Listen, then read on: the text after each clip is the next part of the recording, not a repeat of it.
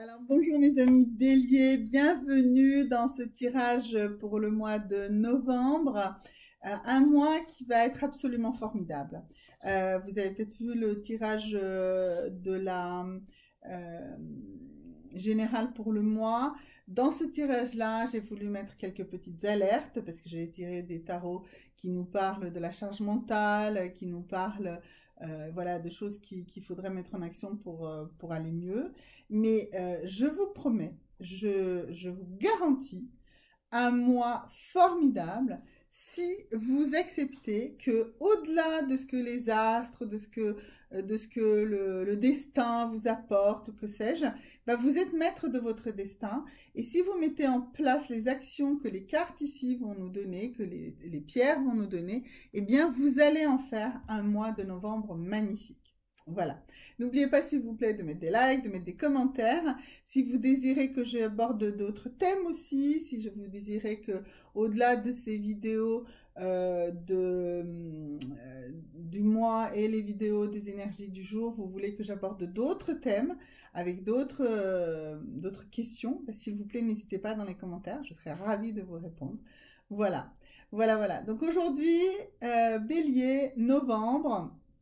Et d'abord, la pierre qui va vous aider à vous ce mois-ci. Alors, ça va être une malachite. Donc, la malachite, en fait, elle va travailler sur les énergies, elle va absorber les énergies négatives. Elle peut être appliquée sur les endroits du corps où vous avez mal, surtout si c'est une malachite en rondelle, d'accord? Elle va vraiment décharger ces parties-là. Alors, donc, soit d'énergie négative. En fait, de toute façon, une douleur, c'est une énergie qui est bloquée. Donc, elle va débloquer et elle va permettre la fluidité de ces énergies. Elle va vraiment empêcher cette accumulation négative, d'accord? Le positif étant le flux. Donc, c'est une malachite en rondelle, par exemple. Si vous avez une douleur à un endroit, ben, c'est une énergie, en fait, qui est bloquée. Elle va activer et faire circuler également votre chakra du cœur. Donc c'est un chakra qui est important pour vous, mes amis Bélier, en ce mois de novembre. D'accord? Donc ça va activer ça. Elle va également travailler sur le plexus solaire et elle va décharger les tensions que vous avez sur votre diaphragme. C'est une pierre qui peut être, qui est assez, enfin, qui est très absorbante, donc elle a besoin d'être nettoyée régulièrement. Donc, alors pour nettoyer les pierres, il y a plusieurs méthodes. Une des méthodes, c'est de les poser à l'intérieur d'une géode d'améthyste ou sur un petit lit d'améthyste, voilà. Vous pouvez également travailler avec de l'encens, vous pouvez la poser un peu sur du sel, il faut faire attention aux réactions que le sel peut provoquer sur certaines pierres. Voilà, mais cette malachite a besoin. Et puis une malachite, surtout les malachites rondelles, quand elles sont utilisées sur des parties du corps, souvent elles s'éclatent parce qu'elles ont fait leur travail. À ce moment-là, ce que vous pouvez faire, c'est l'enterrer quelque part, lui redonner une nouvelle vie comme ça. Et donc si elle est vraiment complètement cassée, elle a fait son temps. C'est une belle pierre, hein, et vous pouvez peut-être donc la poser un certain temps sur la terre et ensuite la récupérer comme une pierre un peu de décoration, voilà. Mais elle sera plus aussi utile et plus aussi intense quand elle aura éclaté. Mais tant qu'elle n'éclate pas, elle travaille bien et elle absorbe vraiment tout, elle refluidifie tout, hein. D'ailleurs, si vous voyez la malachite, alors ici, j'en ai pas sous la main, mais ici, on voit, c'est souvent avec des stries ou des ronds, enfin, ou des vaguelettes. Et vraiment, cette malachite a pour mission de faire fluidifier les énergies au fond de vous. Souvent, je vous dis, c'est pas grave si vous n'acquérez pas forcément la pierre. Là, franchement, une malachite, c'est quelque chose à avoir dans sa boîte à pharmacie de lithothérapie. Vraiment, la malachite est très intéressante et très importante. Alors, donc après les pierres, on va travailler avec avec les cartes de valeur pour voir les 3 valeurs sur lesquelles vous allez vous reposer de manière vraiment importante ce mois-ci, ce mois de novembre. Les valeurs qui vont vous être justement utiles sur ce chemin de d'action par vous-même sur votre moi, d'accord? Alors, la première carte, eh bien, ça va être la religiosité. Alors, ça veut dire quoi? Cette carte de religiosité, en fait, elle nous dit que quelle que soit la religion, quelle que soit votre religion, quelles que soient les religions de votre entourage, eh bien, en tout cas, la religion, c'est un support, c'est un élément de spiritualité très fort.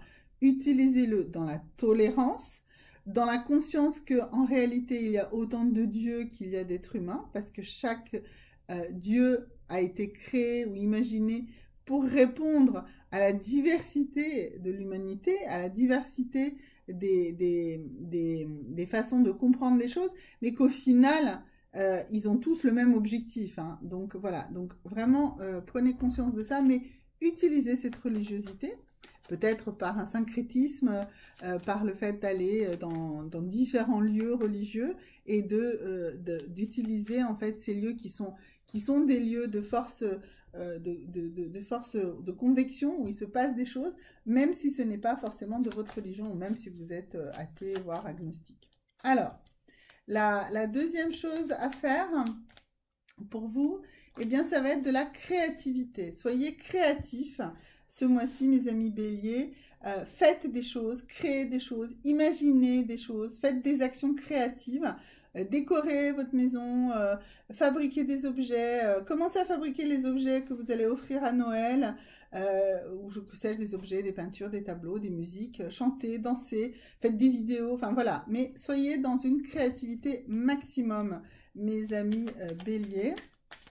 Et la troisième valeur sur laquelle vous allez vous reposer, eh bien, c'est sur une grande harmonie intérieure. Alors ça, c'est une super nouvelle. Ça veut dire que vous allez enfin réussir, par les différentes actions que vous allez faire et que vous êtes déjà en train de faire, à arriver à une réelle harmonie intérieure. Pourquoi? Parce que cette harmonie intérieure va vous permettre d'aller ensuite harmonieusement à la rencontre des autres. Voilà. Donc, cette harmonie intérieure est là. Donc, 3 valeurs très importantes, la créativité, la religiosité et l'harmonie intérieure qui vous sont garanties ce mois-ci si vous faites quand même un petit effort vous aussi. Hein. Les astres ne peuvent pas tout faire pour vous. Hein. C'est pas... il faut vraiment se dire, aide-toi, le ciel t'aidera. Si tu t'aides, si vous faites des choses pour vous, eh bien les choses iront mieux pour vous. Vous devez être le moteur. Il ne suffit pas d'écouter ce que les astres vous préparent. Si vous n'êtes pas actif dans votre guérison, si vous n'êtes pas actif dans votre créativité, si vous n'êtes pas actif dans votre façon de vous harmoniser avec les autres, eh bien, ça ne se fera pas tout seul. Ça ne viendra pas comme ça. Vous êtes forcément acteur. Et surtout, en ce mois de novembre, vous êtes extrêmement acteur. Ça va en plus impulser beaucoup de choses pour la suite des événements.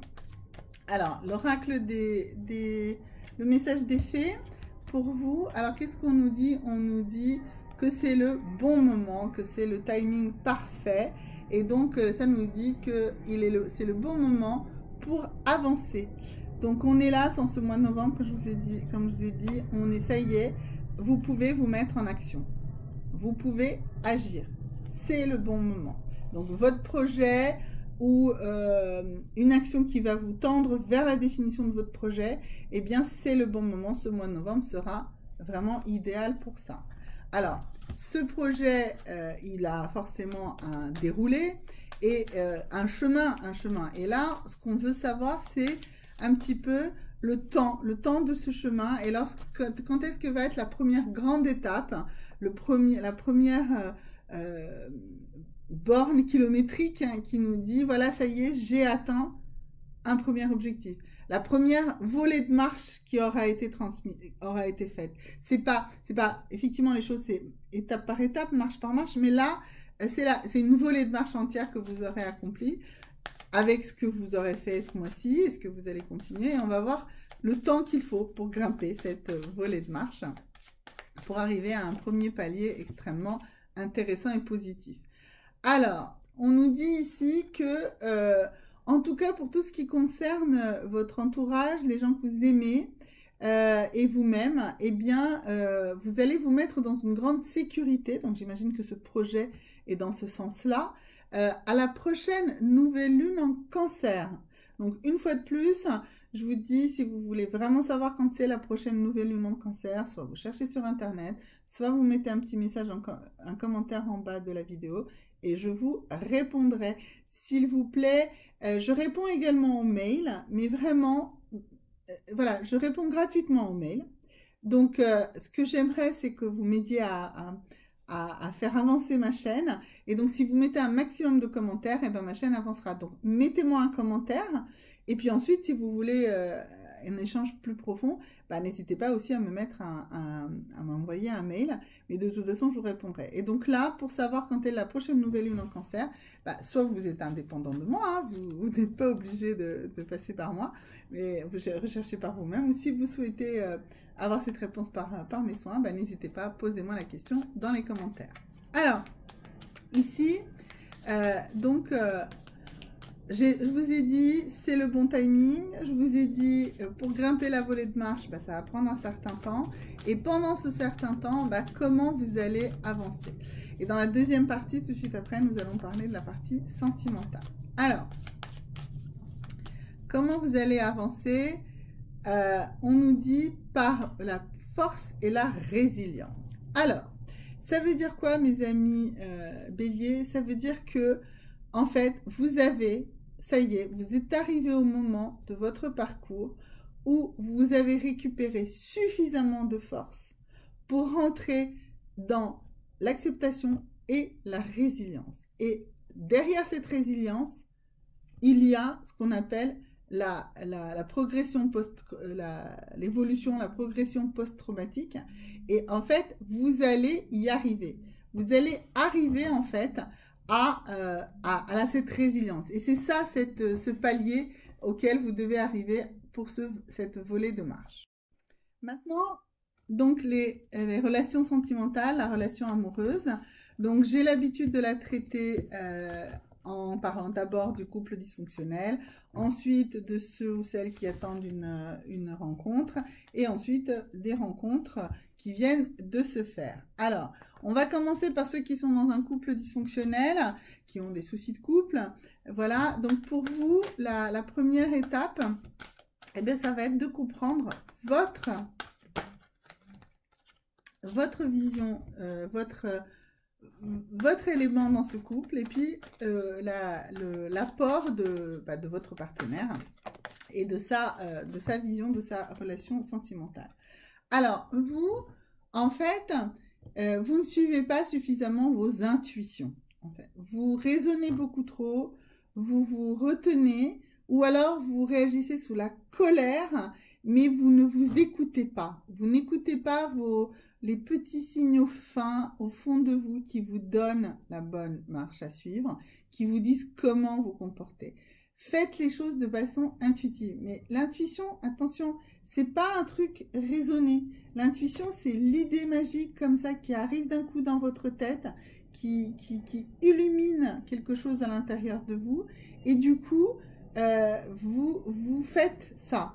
Dès que vous commencez à mettre ça en doute, à essayer de trouver le côté logique de cette intuition, et ben c'est foutu, vous perdez l'intuition et vous allez modifier les choses. Et donc vous prenez beaucoup trop la tête, vous n'êtes pas assez intuitif, peut-être vous êtes colérique et vous prenez votre colère et vos réactions dans la colère comme quelque chose d'intuitif, mais c'est pas le cas. La colère, c'est pas de l'intuition, d'accord? L'intuition, c'est vraiment quelque chose de très subtil que vous devez écouter. Vous devez absolument écouter cet aspect-là de vous-même. Et votre partenaire, eh ben, il ou elle, son truc, c'est que c'est le roi ou la reine de l'auto-sabotage. En fait, votre partenaire passe son temps, en fait, à faire en sorte que ça ne marche pas. Parce qu'il ou elle est persuadé de ne pas être assez bien, de ne pas être assez compétent, de ne pas être assez douce, que vous n'êtes pas assez bien et que du coup, de toute façon, ça marchera pas. Enfin voilà, donc il ou elle a toujours un comportement d'auto-sabotage. Et c'est ce problème d'auto-sabotage qui fait que vous n'avancez pas. Parce que il ou elle fait tout pour que ça ne marche pas. Donc, vous avez plutôt tendance à ne pas suivre forcément votre intuition Et donc, essayez de comprendre, en fait, pour que ça aille mieux, essayez de comprendre à quel moment l'autre est en mode auto-sabotage. Et demandez-lui pourquoi. Pourquoi est-ce que c'est comme ça? Pourquoi est-ce que il ou elle met ça en action? Parce que de toute façon, c'est en train de faire foirer le truc. D'accord? Et donc, demandez-lui pourquoi. Et quand cette personne arrivera à mettre la main dessus, eh ben, ça ira beaucoup mieux. En synthèse, si vous suivez ce conseil, si vous l'appliquez, parce que normalement, vous devriez être capable de le faire, c'est ce que les cartes vous disent de faire. Mais j'ai déjà vu beaucoup de gens ne pas suivre ce que les cartes leur disent. Ce qu'ils veulent, c'est que les cartes leur disent « ça ira bien magiquement ». Bah non, ça n'ira pas bien magiquement. Les cartes nous expliquent la marche à suivre, toujours la marche à suivre. Alors, donc voilà. D'ailleurs, eh bien, quelle est la carte de synthèse? Ici, c'est le maître Shaolin qui est la grâce du mouvement dans l'action. Donc, ça veut dire que, en fait, dites-vous bien que agir sur vous-même, agir sur votre relation, eh bien, c'est ça qui va effectivement la sauver et ne pas juste espérer que ça tombe du ciel et que ça se résolve tout seul. Alors maintenant, pour ceux qui attendent désespérément la belle rencontre, la personne qu'ils ont envie de rencontrer. Alors, déjà vous, quelle est la chose qui fait que vous n'y arrivez pas? Alors, en fait, vous faites partie de ces gens-là qui n'ont toujours pas compris que une relation amoureuse, c'est un complément de deux êtres. Ça ne peut pas être une relation où il n'y a que vous qui donnez ou que l'autre donne. Il faut que ce soit étroitement entrelacé, il faut que les deux donnent. Alors, peut-être pas exactement d'une manière égalitaire, mais c'est même pas ça le problème. Il faut qu'ils donnent de manière égalitaire dans l'ensemble.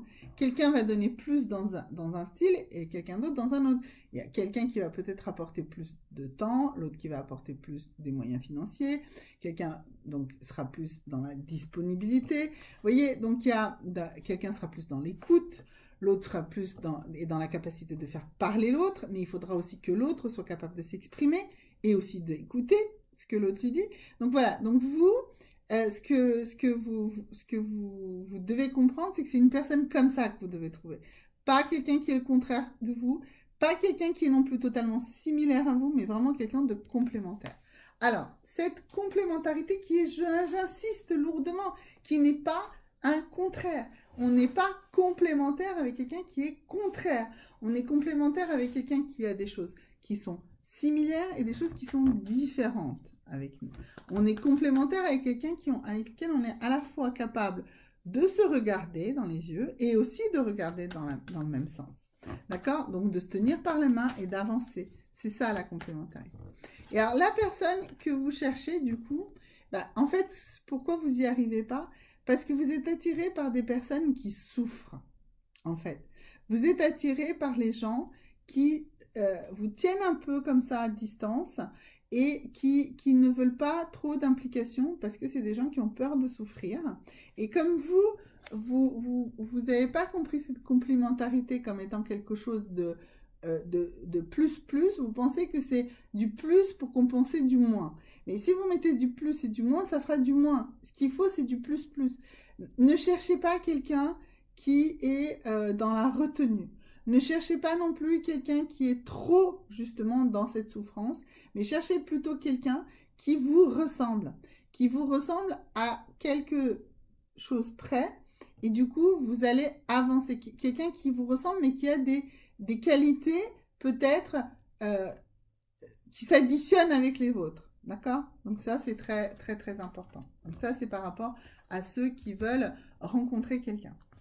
Le troisième volet, eh bien, c'est ceux qui viennent de faire une rencontre. Et donc, on va faire une carte pour vous, une carte pour la personne que vous avez rencontrée et une carte de synthèse. Alors, donc pour vous, alors, vous êtes dans une rencontre et déjà, vous êtes en train de dire, il ou elle sont tous pareils. Voilà. Donc, déjà, pour vous, c'est une croyance limitative. Vous avez fait une rencontre, mais vous êtes déjà persuadé qu'il ou elle, oh bah finalement, c'est toujours le même schéma. Finalement, Voilà, vous tombez toujours sur la même personne. Voilà. Alors, c'est possible. C'est possible que ce soit ça que vous ayez encore une fois provoqué. Mais posez-vous la question, pourquoi? Pourquoi vous êtes toujours dans cette idée-là? Et la personne que vous avez rencontrée, eh bien, en fait, elle est beaucoup plus intuitive que vous ne le pensez. Et donc, si vous mettez en input, vous voyez, vous mettez tout le temps cette notion de « Ah ben finalement, ils sont tous pareils, tout ça, ça va foirer », eh bien, cette personne va sentir ça, va le sentir. Même si vous ne l'exprimez pas complètement, si vous ne le parlez pas. Voilà, elle va le sentir et ça va être désagréable pour elle. Donc, s'il vous plaît, faites attention. C'est quelqu'un d'extrêmement intuitif que vous avez rencontré. Donc, n'émettez pas les mauvaises ondes. Voilà. Alors, la synthèse pour vous avec cette personne. Donc, la synthèse pour vous avec cette personne. Alors, voilà, mettez-vous, ouais, ça va aller mieux si vous prenez du recul et si vous arrêtez justement de broyer ils sont tous pareils, elles sont toutes pareilles.